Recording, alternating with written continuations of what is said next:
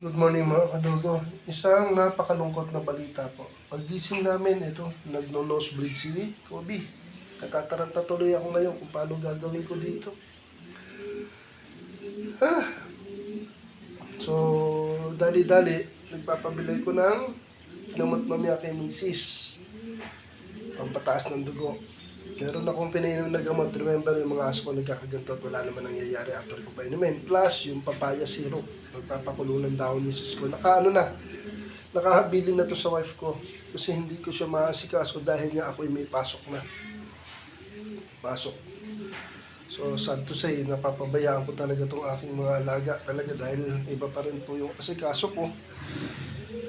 Kawawa naman ang aking mga alaga. Kobe? Pero from time to time, monitor ko to. Ayoko ng ganito. Hindi pa pwede yung ganito. Sa akin to, hindi ko pababayaan talaga to. Nalulungkot lang ako dahil hindi ko na magawa yung gusto ko. Hindi kagaya naman. Kobe, come here! Hindi kagaya naman. Nagagawa ko yung gusto ko. Nakakalungkot. Sobrang nakakalungkot. Kobe, sobrang nakakalungkot. Nila, may trabaho may trabaho amo mo. Ano ba ang gagawin ko? Sige mga kadogo, update na lang tayo. Monitor ko to kahit nasa tayo. Magaling ka, Kobe. Thank you for watching.